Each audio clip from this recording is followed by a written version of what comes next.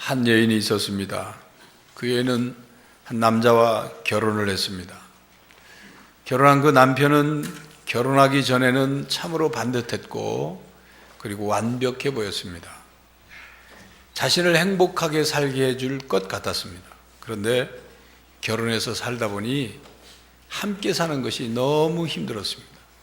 그 남편은 완벽주의자였습니다. 아내의 조그만 실수나 허물에도 용납할 줄을 몰랐습니다. 아내는 남편에게 잘하려고 했지만 노력하면 노력할수록 더욱 남편의 요구는 한도 끝도 없었습니다. 그는 폭군과도 같았습니다. 자기가 정한 규칙에서 조금이라도 어긋나면 부인을 마구 몰아붙이고 비난하고 심지어 부인을 벌을 세우거나 때리기까지 했습니다. 그 남편은 항상 감시자 같았고 재판관 같았고 형 집행관 같았습니다. 그 여인은 항상 얼굴이 어두웠습니다. 자신감도 없었고 열등감도 생겼고 우울증에 시달려야만 했습니다. 남편의 가혹한 채찍과 요구에 너무도 힘이 들어서 이렇게 살다가 죽어야 하나라고 탄식만 나왔습니다. 그래서 어느 날 그 남편이 죽었습니다. 처음에는 충격을 받았지만 시간이 지나면서 자유를 느끼기 시작했고 새로운 남자를 만나 결혼하게 되었습니다. 둘째 남편은 너무도 이해심이 많았습니다. 진정으로 그 여인을 사랑했습니다. 실수를 하거나 허물이 드러날 때에도 위로해주고 격려해줬습니다. 그 여인을 쳐다보는 눈빛은 감시자나 재판관의 눈빛이 아니었습니다. 동정심이 어린 눈빛, 긍휼히 여기는 눈빛이었습니다. 아내가 힘들어할 때는 언제나 도와주고 같이 짐을 나눠줬습니다. 아내가 실수해서 부끄러움을 당할 때는 남편이 나서서 대신 책임을 져줬습니다. 그 여인은 처음에는 실수도 하고 부족한 모습을 보였지만 자신을 믿고 사랑해주는 그리고 힘이 되어주는 남편을 위해서는 행복한 가정을 만들려고 열심히 살았습니다. 남편을 마음 중심에서부터 사랑하고 남편을 존경했습니다. 그 여인은 그렇게 사니까 이제 마음도 편안해지고 불안과 두려움도 열등감도 사라지니까 자신감이 회복이 되었어요. 점차로 실수도 줄어들고 또 남편을 위해서는 무슨 일이든 다 할 수 있었어요. 그 여인의 삶은 활기를 되찾았습니다. 기쁨과 행복도 되찾았습니다.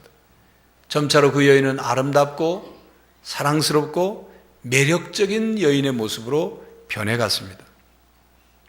교회 여러분, 만약 여러분이 여인이라면 어떤 남편과 살고 싶습니까? 두 남편 다 거느리고 살고 싶습니까? 아니면 둘 중에 하나를 선택해야 된다면 어떤 남편과 살고 싶습니까? 당연히 두 번째 남편 같은 사람과 살고 싶을 것입니다. 첫 번째 남편과 나는 꼭 살아야 되겠다고 생각한다면 정신과를 좀 가보는 게 좋습니다. 여러분, 앞에서 말한 한 여인과 두 남편의 이야기, 이 비유 이야기는 거기에 나오는 이 여인은 바로 그리스도인을 의미합니다. 첫 번째 남편의 이름은 율법입니다. 두 번째 남편의 이름은 은혜입니다. 율법은 하라, 우리에게 하라, 하지 말라, 끊임없는 명령과 의무감으로 우리를 살게 하죠. 그런데 예수 그리스도께서 주신 복음과 은혜는 우리들에게 사랑과 감동과 그리고 감사로 살게 합니다. 오늘 본문 말씀 앞부분에 조금 전에 이야기한 그 내용과 연결되어 있는 말씀들이 로마서 6장 1절부터 11절까지 나옵니다.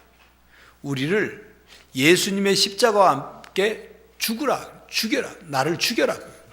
그리고 주님이 부활하신 것처럼 주님 안에서 새 생명으로 다시 태어나라. 그래서 그동안 율법과 살았던 삶을 끝내고 죽이고 그리고 은혜와 사는 새 삶을 살아라. 그렇게 말씀하고 있습니다.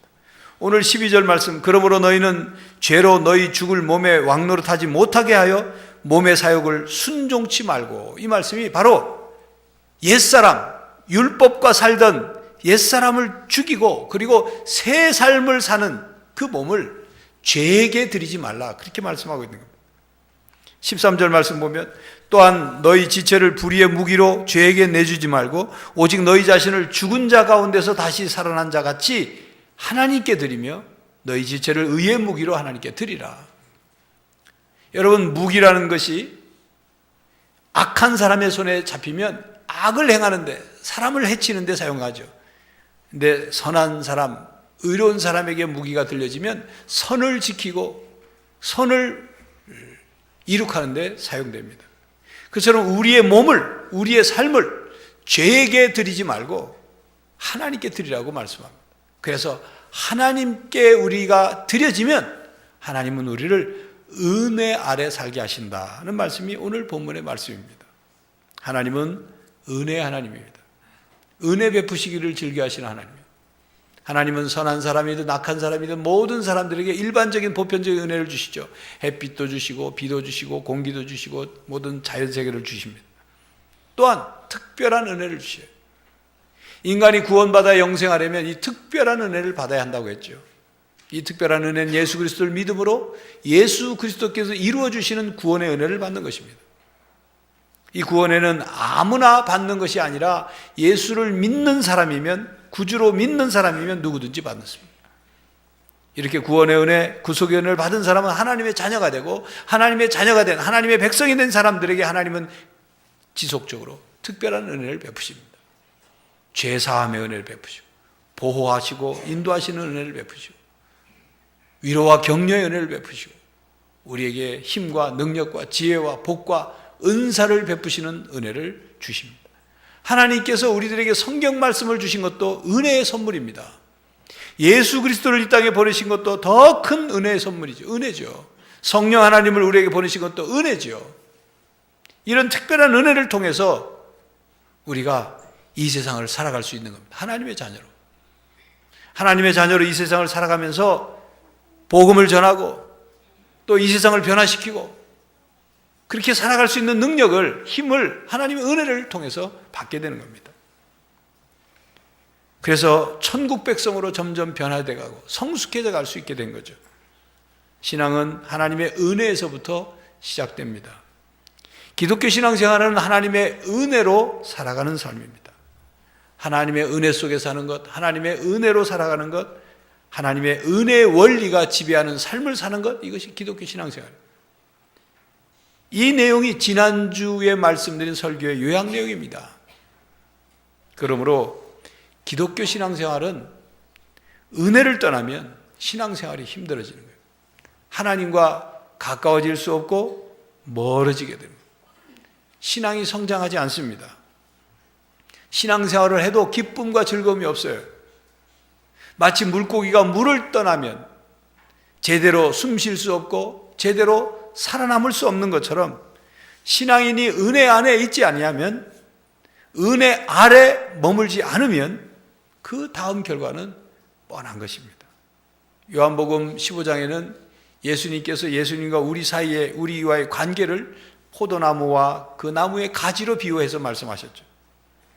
그 관계는, 예수님이 말씀하신 그 관계는 바로 우리가 어떤 존재인지 뿐만 아니라 그 관계를 통해서 우리가 어떻게 존재해야 하는지, 살아가야 하는지를 설명해 주는 중요한 비유입니다. 포도나무, 나무에 가지가 붙어 있으라 그 말이에요. 붙어 있으라. 나무와 가지는 뗄래야 뗄 수 없는 관계인데 가지는 나무에 붙어만 있으면 된다 그래요. 이게 바로 복음적인 삶, 은혜로 사는 삶의 원리입니다. 가지 스스로가 영양분을 빨아들이고 열매를 맺는 게 아니라 뿌리와 줄기를 통해서 공급되는 것을 가지고 가지는 열매를 맺을 수 있는 거죠. 가지가 나무에서 떨어져 있으면, 붙어 있지 않으면 그 가지는 메마르고 죽을 수밖에 없는 거예요. 열매를 절대로 맺을 수가 없습니다. 그러므로 가지는 나무에 붙어 있어야만 한다. 이게 포도나무 비유의 그 핵심입니다. 가지가 나무에 붙어 있어야 열매가 맺을 수 있는 것처럼 그리스도인은 예수님께 붙어 있어야 한다. 예수님으로부터 붙어 있어서, 예수님께 붙어 있어 예수님으로부터 은혜를 공급받아야 받은 은혜 가지고 살아갈 수 있다. 이런 말씀이죠. 우리가 그리스도의 은혜를, 주님의 은혜를 붙어 있음으로 지속적으로 받지 않으면 우리는 메마를 수밖에 없습니다. 우리의 영적인 생명은 죽을 수밖에 없습니다. 토마스 아켄피스라는 분이 그리스도를 본받아는 책에 이런 기도문을 하나님께 드리고 있습니다. 하나님, 은혜가 없으면 저는 마른 나무이고 뿌리채 뽑혀져야 할 그루터기에 불과한 존재입니다. 그러면서 은혜를 구하는 기도를 하고 있어요. 하나님은 모든 사람에게 다 은혜 내려주시기를 원하십니다. 그러나 우리의 마음이 하나님이 은혜를 베푸셔도 그것을 받을 수 없는 상태, 하나님의 은혜가 우리의 마음속에 쌓일 수 없는 상태가 되어 있다면 우리는 영적으로 메마르고 굶어 죽을 수밖에 없다는 사실을 명심해야 합니다. 오늘 본문 14절 말씀처럼 우리는 은혜 아래 살아야 합니다. 은혜 아래 사는 사람이 바로 그리스도인입니다.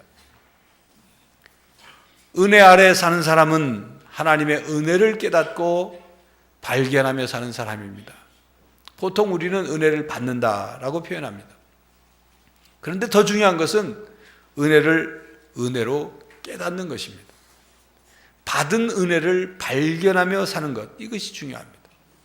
그러니까 하나님의 은혜를 은혜로 아는 것도 필요하고, 은혜를 받았다는 사실을 깨닫고 믿는 것도 필요하고, 하나님께서 주신 은혜를 발견해서 자기 것으로 누릴 수 있어야 한다, 그 말입니다. 아주 오래전 일입니다. 어느 아주 시골 산골에 결혼해서 아들을 하나 낳는데 바로 남편이 죽어서 과부가 됐어요. 그 여인은 아들 하나를 잘 열심히 키웠어요. 그래서 그 아들이 크자 도시로 나가 취직을 하게 되었습니다. 그런데 아무리 아들에게로부터 취직한 아들이 돈을 붙여주기만을 기다리는데도 아들은 돈을 붙여주지 않고 편지만 보내는 거예요. 아들이 돈을 붙여줘야 식량도 사고 먹고 살 수 있을 텐데 이 여인은 아무리 기다려도 아들이 돈을 보내지 않아요. 점점 식량도 떨어지고 먹을 것이 없으니까 이 여인은 야위어져 갑니다. 같은 이 산골에 사는 이웃들이 묻습니다. 아들이 돈 붙여왔냐고. 그 과부는 아니요, 편지밖에 안 왔다고. 그러던 어느 날 이웃이 놀러와서 말합니다. 그 아들이 효자인데, 효자인 아들이 돈을 안 붙였을 리가 없는데 도대체 어찌 된 일이냐, 편지 안에 편지밖에 없더냐. 그랬더니 그 여인이 하는 말이, 아니 편지 안에 무슨 종이 쪽지가 있긴 한데 그럼 그 종이 쪽지 좀 가져와 봐라. 그래서 종이 쪽지를 가져보니까 그 종이 쪽지는 수표였습니다. 이 여인은 생전 수표가 뭔지 본 적도 없고 이 수표라는 사실을 알지 못했기 때문에 아들이 보내준 이 종이 쪽지가 바로 수표이고 이 수표는 돈과 같다는 것을 알지 못했기 때문에 돈으로 사용하지 못했던 거죠. 하나님께서 주신 은혜도 이와 같습니다. 끊임없이 하나님은 우리에게 은혜를 베푸시는데 그 은혜를 은혜로 깨닫지 못하고 사용하지 못하면 종이 쪽지처럼 여겨지는 거예요. 하나님의 자녀들에게 때를 따라 돕는 은혜를 주시고 있음에도 불구하고 은혜를 알지 못해서, 은혜를 깨닫지 못해서, 은혜를 발견하지 못해서, 은혜를 감사함으로 받지 못함으로 누리지 못하는 경우들이 있다, 그 말이에요. 하나님께서 주신 은혜를 깨달아야 합니다. 발견해서 자기 것으로 누려야 합니다. 자, 그렇다면 어떻게 은혜를 깨달을 수 있을까요? 어떻게 은혜를 받아 누릴 수가 있을까요? 먼저 우리는 성경 말씀을 통해서 은혜를 깨달을 수 있습니다. 우리에게 하나님이 어떤 은혜를 주셨는지를 성경 말씀을 통해서 이것이 하나님이 주신 은혜구나. 그동안에는 하나님의 은혜를 은혜인 줄 알지 못하고 살았지만 하나님께서 우리에게 주신 은혜구나 하는 것을 먼저 깨닫게 되는 거예요. 이미 은혜를 받았음에도 불구하고 알지 못한 채 살아갔던 우리들이 성경 말씀을 통해서 은혜 받은 것을 깨닫게 되고 하나님이 이런 은혜를 주셨다는 것을 깨닫게 되는 거죠. 하나님이 은혜를 이미 주신 그 은혜를 우리가 깨달아야 합니다. 지금도 주고 계시는 은혜를 깨달을 수 있어야 돼요. 앞으로 주실 은혜를 믿음으로 받아들일 수 있어야 한다, 그 말이에요. 또한 보혜사 성령 하나님의 감동을 통해서 우리는 은혜를 깨닫게 됩니다. 성령 하나님은 보혜사, 은혜로 보호하시는 스승이신 영이시죠. 그러므로 우리에게 은혜를 주시는 것, 은혜를 깨닫게 하는 것, 은혜를 받을 수 있도록 은혜의 선물을 주시는 분이 성령 하나님이에요. 또한 우리가 겸손할 때 은혜를 깨닫습니다. 교만한 사람은 은혜를 은혜로 깨닫지 못해요. 은혜인 줄 모르고 사는 사람이 그게 교만한 사람이에요. 은혜 아래 사는 사람은 은혜를 사모해서 겸손하게 받는 사람입니다.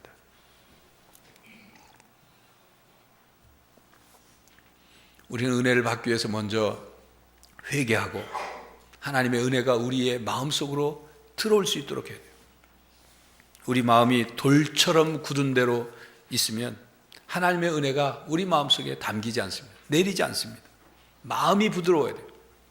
하나님의 은혜가 우리 마음속에 임합니다. 강팍한 마음, 나만 옳다고 주장하는 독선적인 마음, 교만한 마음에는 하나님의 은혜가 들어갈 수가 없습니다. 내릴 수가 없어요. 은혜가 내려져도 쌓일 수가 없는 거예요. 담겨질 수가 없는 거예요. 하나님께 겸손히 나가서 은혜를 사모할 때 갈망하는 그 마음에 은혜가 임합니다. 교회 여러분, 아침 이슬이 어떤 곳에 많이 내리는지 아십니까? 산골짜기에 많이 내려요. 깊은 산골짜기에 가보면 거기에는 산 꼭대기보다 산골짜기에 이슬이 더 많이 내려요. 신령한 은혜는 그와 같습니다. 낮은 곳에 더 많이 임하는. 여러분, 사막에는 물이 없죠. 그런데도 거기에 동물들이 살아갑니다. 여우도 있고 다른 동물들도 있고 뭐 뱀이나 개구리나 풍뎅이 같은 것도 살아가요. 이런 짐승들이 물이 없는데 어떻게 물을 구하면서 먹고 살까요? 그 비밀은 이슬에 있어요. 사막에는 뜨거운 낮 기온과 차가운 밤 기온, 이 차이 때문에 밤과 새벽에 이슬이 맺히고 이슬이 내리죠. 그래서 여우 같은 짐승은 이 바위에 낀 그 이슬을 핥아서 물로 보충을 합니다. 개구리는 자기의 머리와 눈 사이에 그 내린 이슬을 앞발로 이렇게 훑어서 그것을 핥아서 먹습니다. 여러분, 그럼 풍뎅이와 같은 그 곤충은 어떻게 이슬을 먹을까요? 개구리처럼 뭐 앞발이 큰 것도 아니고 목이 돌아가서 이슬을 마실 수 있는 것도 아니고 어떻게 먹을까요? 풍뎅이는 다른 풍뎅이의 등에 있는 이슬을 핥아 먹을 것이다 라고 생각하는 생각은 굉장히 머리는 좋은 생각이지만 정답은 아닙니다. 왜냐하면 혼자 사는 풍뎅이도 있으니까. 사막을 연구하는 특수조사팀이 그 풍뎅이가 물을 어떻게 수분을 섭취하는지를 촬영해 놓은 것을 보면 기가 막힙니다. 풍뎅이는 자기의 몸에 밤에 내린 이슬을 먹기 위해서 머리를 땅으로 가장 낮출 수 있는 데까지 최대한 낮게 자기를 낮춰. 그럼 몸이 좀 들리겠죠. 그럼 자기 등 위에 맺혀진 이슬이 조금씩 아래로 모여서 흘러내려. 그거를 핥아먹는 거예요. 여러분, 은혜는 이슬과 같습니다. 풍뎅이가 이슬을 먹듯이 하나님의 은혜는 우리를 낮추면 낮출수록, 겸손해하면 겸손해질수록 하나님의 은혜가 우리에게 임해요. 하나님의 은혜를 우리가 잘 받을 수가 있어요. 하나님의 은혜를 더 잘 깨닫습니다. 반대로 우리의 고기를 쳐들면 쳐들수록, 뻣뻣해지면 뻣뻣해질수록, 교만하면 교만할수록 은혜를 받지도 못하고 깨닫지도 못하고 감사하지도 않는 것입니다. 야고보서 4장 6절에 말씀하죠. 그러나 더욱 큰 은혜를 주시나니 그러므로 일렀을 때 하나님이 교만한 자를 물리치시고 겸손한 자에게 은혜를 주신다 하였느니라. 베드로전서 5장 5절 하반절 말씀, 하나님은 교만한 자를 대적하시되 겸손한 자들에게는 은혜를 주시느니라. 교회 여러분, 하나님의 은혜를 사모하며 겸손하게 은혜를 받아 누리는 성도들이 되시기를 간절히 바랍니다. 은혜 아래 사는 사람은 은혜로 사는 사람들. 기독교 신앙생활은 복음 생활이에요. 복음적인 생활이에요. 복음 생활이란 은혜 생활이에요. 바로 복음적인 사고방식, 복음적인 삶이란 은혜의 원리가 적용되는 사고방식, 은혜의 원리가 적용되는 생활방식입니다. 쉽게 말하자면 은혜 속에 살아가는 거예요. 율법의 늪에 빠져서 날마다 뭘 해야 한다, 뭘 해야 한다, 이런 의무감으로 사는 것이 아니라 은혜 바다에 배를 띄우듯이 은혜 바다에서 살아가는 거예요. 율법은 우리로 하여금 죄만 바라보게 합니다. 그래서 죄책감에 사로잡히게 해요. 죄의 지배를 받게 합니다. 그러나 은혜는 우리로 하여금 그리스도를 바라보게 해요. 그리스도의 십자가를 보게 하고 그리스도의 십자가에서 이루어놓으신 용서와 사랑과 구원을 바라보게 하죠. 그래서 그것을 믿음으로 받아들이고 그리고 그것을 깨달아서 그래서 은혜로 살아가는 거예요. 하나님이 베푸신 은혜로 살아가는 거예요. 우리가 은혜로 살아간다고 할 때 자칫 잘못 은혜로 살아가는 경우들이 있어요. 어떤 거냐면 하나님께서 풍성한 은혜를 베풀어 주실 것이니까 마음대로 하고 싶은 대로 다 해도 하나님은 언제나 은혜를 베푸시니까 괜찮겠지. 이렇게 살아가는 삶의 자세죠. 내가 아무리 죄를 지어도 하나님이 또 용서해 주시는 은혜를 베푸실 테니까 마음껏 죄를 지어도 된다. 이렇게 생각하는 것은 은혜로 사는 삶이 아닙니다. 어떤 사람이 예를 들어서 어떤 사람이 시궁창에서 막 뒹굴고 옷을 더럽히면서 하는 말이 아니 좋은 세제도 있고 세탁기가 빨래하는데 뭐 내가 마음껏 더럽히면 어떠냐. 내가 빨래하나 세탁기가 빨래하지. 그렇게 말하는 것처럼 그거는 세탁에 관한 게 된 일이지만 우리의 삶은 하나님이 언제든지 죄를 용서해 주실 테니까 내가 마음껏 죄를 지어도 된다. 이것은 하나님의 은혜를 모르는 거예요. 진정한 하나님의 은혜를 경험한 사람이 할 수 있는 것이 아니에요. 하나님이 은혜 베푸신 그 뜻이 무엇인지를 깨닫지 못한 사람이에요. 예수 그리스도의 십자가의 그 사랑과 은혜가 무엇인지를 바로 안다면 왜 십자가에 죽으셔야 했는가를 알다면 그렇게 살 수 없는 거죠. 교회 여러분, 은혜를 헛되이 하지 말아야 합니다. 또 우리가 신앙생활하면서 은혜로 사는 것처럼 은혜라는 말을 많이 하게 되는데 이런 말을 하죠. 은혜스럽게 하자. 은혜롭게 해결하자. 이런 말을 하는 경우들이 종종 있어요. 그런데 그렇게 하는 것이 은혜로 사는 것이 아닌 경우들이 많습니다. 여러분, 은혜로 살려고 하는 것, 은혜스럽게 모든 일들을 정리하려고 하는 것, 해결하려고 하는 것 참 좋은 거죠. 그런데 보통 사람들이 은혜스럽게 하자, 은혜롭게 해결하자라고 말할 때 그 뜻이 좋지 않는 뜻으로 사용되는 경우가 많아요.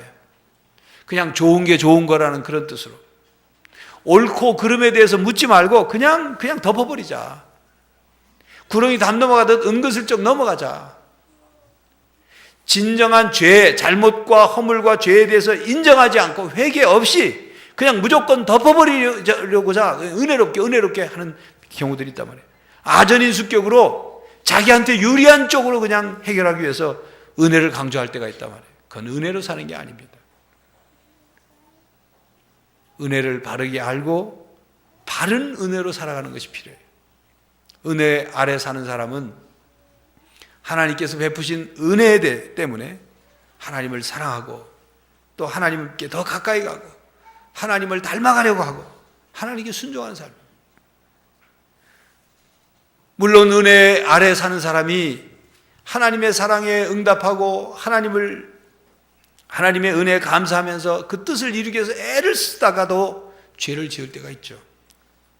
그때 하나님께서 다시 용서해 주시는 사죄의 은혜를 받기 위해서 철저히 회개하고 돌이키고 그래서 다시 회복해 나가고 살아가는 것.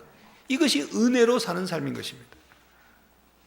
은혜만이 죄를 이길 수 있기 때문에 그리스도인들은 은혜 아래에 있습니다. 바울은 우리가 율법 아래에 있으면 죄가 우리를 주관하게 된다고 했습니다. 그러나 우리가 은혜 아래에 살면 하나님이 우리를 주관하신다고 말씀합니다. 율법은 우리가 완벽하지 않으면 아무것도 우리를 받아들이지 않습니다. 우리 끊임없이 요구하고 죄책감과 좌절감과 그리고 죄의 지배 아래 들어가게 합니다. 그러나 은혜는 우리를 더 강력하게 동기를 부여합니다. 타율적인 삶이 아니라 자율적인 삶을 살게 하는 거예요. 의무에 의해서 신앙생활하는 것이 아니라 구원받고 은혜 받은 그 기쁨과 특권으로 살아가게 하는 거죠. 행위에 초점에 둔 율법의 삶에서 하나님과의 관계에 초점을 둔 은혜의 삶을 살게 하는 거죠. 은혜의 힘은 율법의 힘보다 강합니다. 의무감이나 두려움 때문에 하나님께 순종하기보다는 하나님께서 우리에게 베푸신 놀라운 은혜, 놀라운 사랑, 그것 때문에 하나님께 순종하는 거죠. 받은 은혜에 감사하는 마음으로 순종하며 사는 것입니다. 물고기가 물속에서 자유로울 수 있듯이 그리스도인은 하나님의 은혜 아래에 있을 때 자유롭습니다. 그때 하나님의 자녀답게 살 수가 있어요. 복음의 기쁨을 누리며 살 수가 있어요. 변화되고 열매 맺는 삶을 살 수가 있습니다. 그리고 하나님께로부터 받은 은혜를 다른 사람들에게 베풀고 나눠주며 살 수 있는 거죠. 은혜를 바르게 알고 은혜를 바르게 받고 은혜를 깨닫고 은혜를 누리게 되면 그리스도인의 삶이 무엇인가 그 관점이 바뀌어지는 거예요. 그리스도의 신앙생활이 달라지는 것입니다. 그러므로 우리는 은혜 아래 살기 위해서 하나님께 더 가까이 나가야 합니다. 하나님과 지속적인 교제를 이뤄야 돼요. 사실 은혜라는 것, 하나님이 우리에게 은혜를 주시는 것은 하나님과의 신령한 교제를 통해서 우리가 은혜를 더 받게 되는 것입니다. 그리스도인이 하나님과 친밀한 교제가 이루어질 때 하나님의 말씀을 읽고 들을 때도 그 말씀이 더 은혜가 돼서 우리에게 오는 거예요. 또 우리가 은혜 가운데 하나님과의 친밀한 교제가 이루어질 때 하나님의 성품을 우리가 체험하고 하나님을 닮아가야 돼요. 또 하나님이 나에게 주시는 그 사랑과 그리고 자비와 긍휼의 손길을 경험하게 되고 하나님의 뜻을 더 깨닫고 경험하게 되는 거죠. 우리는 하나님께 더 가까이 나가야 합니다. 하나님을 더욱 사랑해야 돼요. 여러분, 고기도 먹어본 사람이 잘 먹는다는 말이 있는 것처럼 하나님의 은혜도 경험해본 사람이 더욱 사모합니다. 하나님의 은혜를 받아본 사람, 하나님의 은혜를 깨닫고 경험해본 사람이 이것이 은혜구나, 이 은혜가 나한테 더 필요하구나, 하나님께 날마다 은혜를 구하며 살아야지, 은혜를 더욱 사모하게 되는 거예요. 은혜를 더욱 갈망하고 은혜를 간구하는 것입니다. 여러분, 히브리서 4장 16절의 말씀처럼 때를 따라 돕는 은혜를 얻기 위해서 은혜의 보좌 앞에 담대히 나가는 성도들이 되시기를 바랍니다. 언제나 하나님의 은혜 아래 살아가는 성도가 되시기를 간절히 바랍니다. 기도하겠습니다. 하나님의 은혜가 아니면 저희들의 신앙은 메마르고 지치고 넘어지고 죽어질 수밖에 없습니다. 하나님의 은혜가 필요합니다. 하나님의 은혜를 저희들에게 내려 주시옵소서. 하나님의 은혜를 깨닫게 하시고 하나님의 은혜를 발견하고 하나님의 은혜를 누리며 살게 하여 주시옵소서.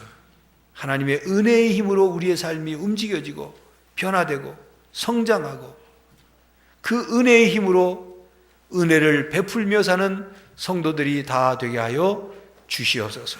예수 그리스도의 이름으로 기도하옵나이다. 아멘.